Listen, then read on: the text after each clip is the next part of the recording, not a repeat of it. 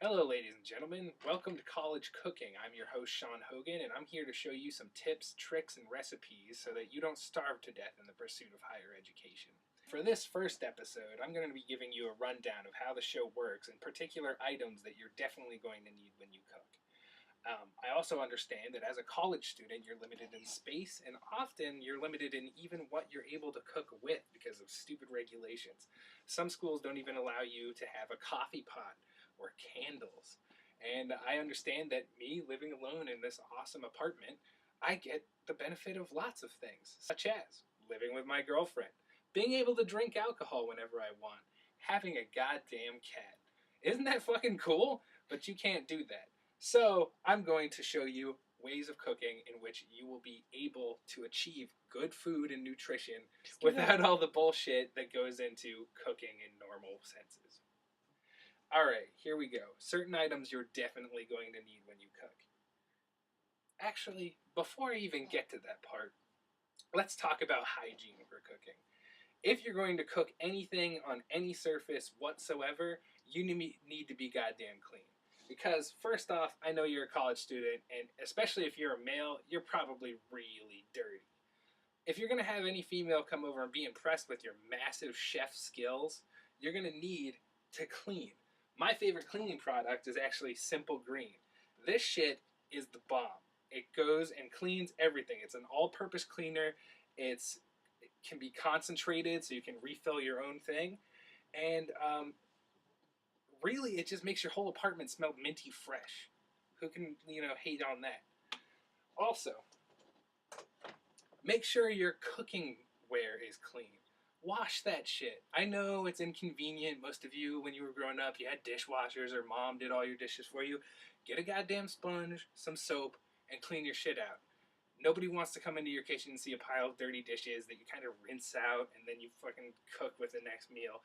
That's disgusting, alright? And keep your mini fridges clean, or keep your regular fridge clean. Keep everything clean, otherwise you're just a dirty person and nobody's going to want to eat at your place anyway. Alright, so now on to the items that you will need.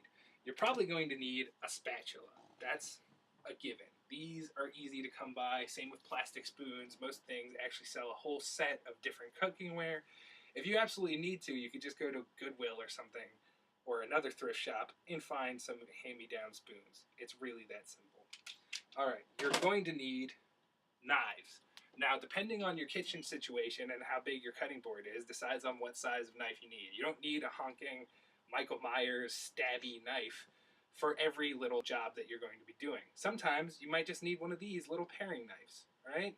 Whatever suits your needs and whatever makes you comfortable is what you should do.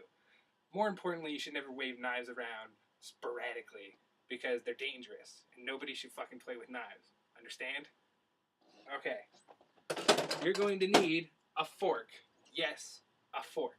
Not only to eat your food, but you don't need a whisk if you have a fucking fork. You can use this to mix up your eggs just as easily as a whisk, alright? Cutting boards. One of the things that you need to keep clean, definitely, is a cutting board.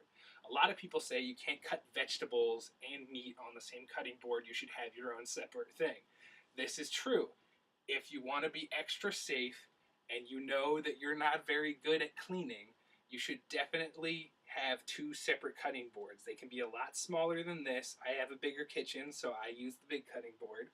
But they come a lot smaller, like an 8x10 or a 4x6. They have cutting boards that are that size.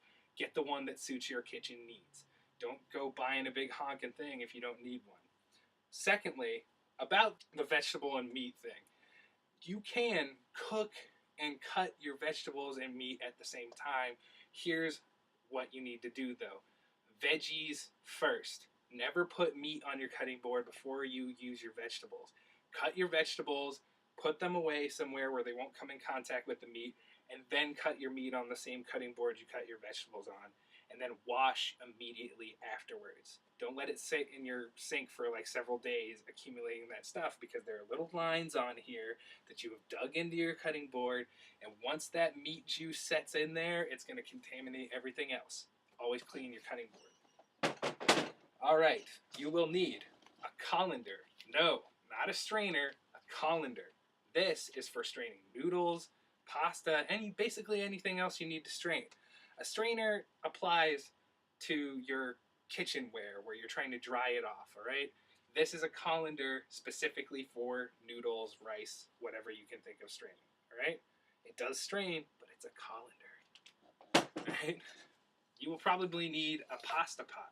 This is a little big for what most of you guys will need. There are smaller items. Right now, I don't have them available to show you, but I do have smaller pots that would probably fit better in your apartment. But like I said, I have a much larger apartment. This is the pot I like to use for my pasta. You will need some sort of mixing bowl, all right? I don't care if it's tiny like this. If it makes you comfortable to have a smaller thing or you're trying to save space, this is great, all right? Or you will need this type of mixing bowl. If you're a baking person, I don't really like to bake all that much, but this is perfect for mixing cakes, cupcakes, muffins, you name it, all right? You will need a non-stick skillet if you cook on a stove. If you have a stove and you have the luxury of having a stove, treat yourself to a non-stick skillet, all right?